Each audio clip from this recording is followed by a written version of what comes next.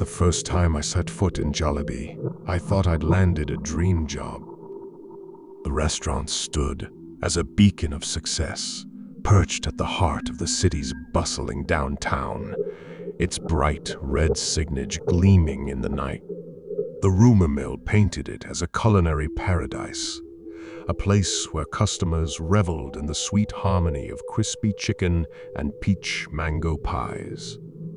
The employees, easy their crisp uniforms, all shared an air of pride, and the kitchen buzzed with a symphony of sizzling oil and tantalizing aromas. I'd applied for a job there out of necessity, but the moment they hired me, I felt like I'd won the lottery. The pay was decent, and the staff was friendly. There was just one thing they hadn't told me during the interview, the restaurant's dark secret. It all began on my second night. I was assigned to work the closing shift, which meant I'd have to clean up after the late-night diners. As the hours ticked by, the once lively atmosphere of Jollibee started to change. The fluorescent lights above began to flicker intermittently, casting eerie shadows that danced across the colorful walls. Chatter of customers grew muted, and the air seemed to thicken with an ominous tension. As I wiped down tables, I couldn't help but notice the peculiar behavior of the patrons. They spoke in hushed whispers, their eyes darting nervously around the restaurant as if expecting something to leap out at them. One man, sitting alone in the corner, kept glancing over his shoulder, a look of sheer terror etched into his face. I approached a coworker named Lisa, who had been there longer than anyone else. She was known for her warm smile and kind demeanor, but tonight she looked anything but friendly. "Lisa, is everything okay?" I asked cautiously. She jumped, clearly startled. "Oh, it's you," she said, her voice trembling. "Yeah, I'm fine. Just a bit on edge tonight, you know. It's been a weird shift." That was an understatement. I decided to dismiss her unease as a product of exhaustion and continued cleaning. But as the night wore on, I couldn't shake the feeling that something was terribly wrong. It was around midnight when the lights flickered again, more violently this time, before plunging the entire restaurant into darkness. Panic swept through the patrons, and the sounds of shuffling feet and muffled screams filled the air. My heart raced as I fumbled for my phone, using its feeble flashlight to navigate the chaos. In the dim glow, I spotted Lisa, her eyes wide with terror. "Stay calm," she muttered to herself, but I could tell she was far from composed. I began to guide customers toward the exit, helping them escape the engulfing darkness.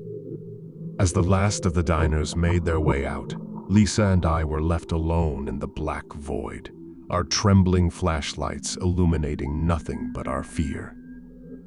Just as I was about to suggest we call the manager or the police, a guttural sound echoed through the restaurant. It was a low, unnatural growl that seemed to emanate from all around us. Lisa and I exchanged horrified glances, our flashlights shaking in our trembling hands. And then, in the dim light, I saw something move. At first, it was just a fleeting shadow, but it grew more substantial, taking shape before my eyes.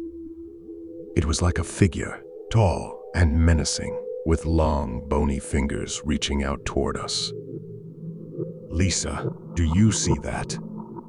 I whispered, my voice barely audible over the ominous growling.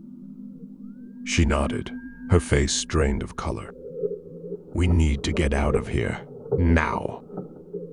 We turned and bolted for the back door, but as we approached it, a deafening crash reverberated through the restaurant. The ceiling above us seemed to collapse, sending a shower of debris crashing down around us.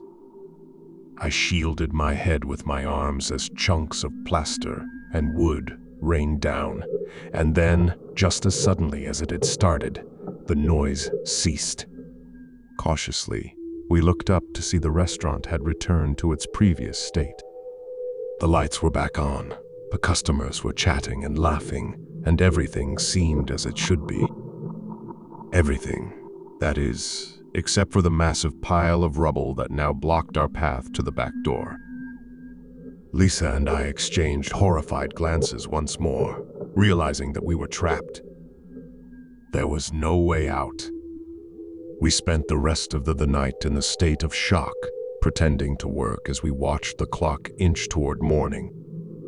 The patrons had returned to their normalcy, seemingly oblivious to the supernatural chaos we had just witnessed.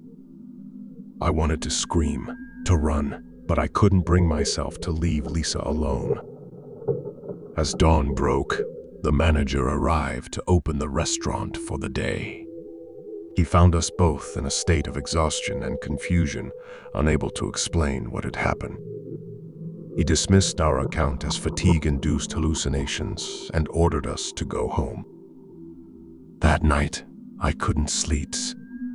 Every time I closed my eyes, I saw that menacing figure, those bony fingers reaching for me. And the growling, oh, that guttural growling, it echoed in my mind like a sinister lullaby. The days that followed were a blur. I couldn't shake the feeling of impending doom, the sense that something was terribly wrong with Jollibee. And I wasn't alone. Lisa, too, had been haunted by the events of that night. We decided to investigate, to uncover the truth of what lurked within the restaurant's walls. Late one evening, after the last customer had left, we ventured into the basement. It was a place we had never been before, and the air was heavy with the scent of stale grease and dampness. We descended the creaking stairs, our flashlights cutting through the darkness. As we explored the basement, we stumbled upon a locked door at the far end of the room.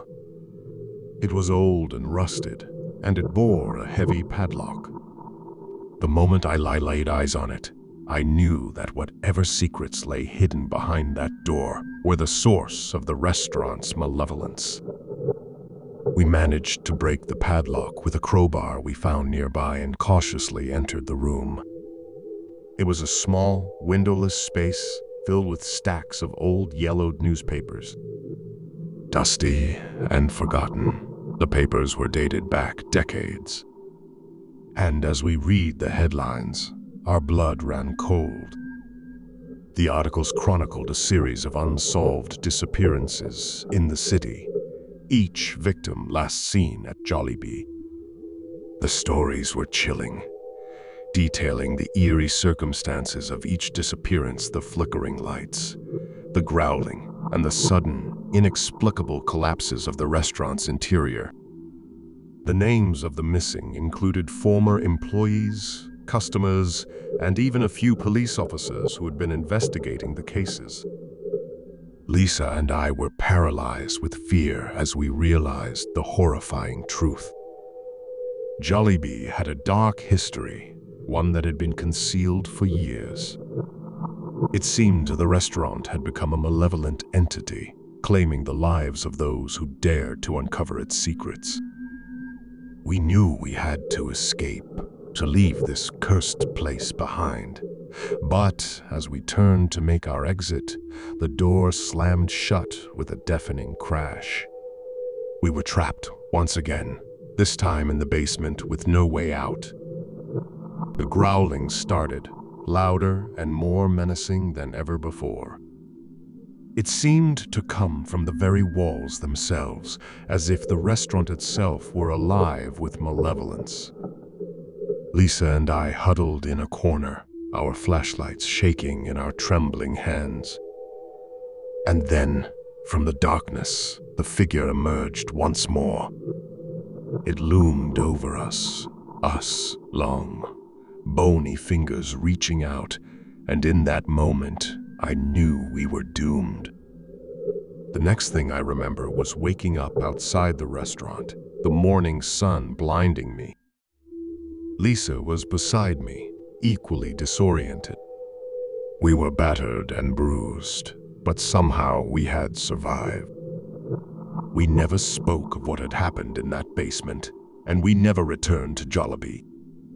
The restaurant remained open, seemingly innocent to the horrors it concealed. But we knew the truth, and we knew that we had narrowly escaped a fate worse than death.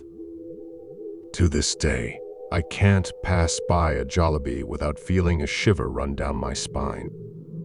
The bright red signage no longer represents success and joy, but hides a darkness that only those who have ventured into its depths can truly understand. The restaurant may continue to thrive, but beneath its cheerful exterior lies a malevolence that will forever haunt my nightmares.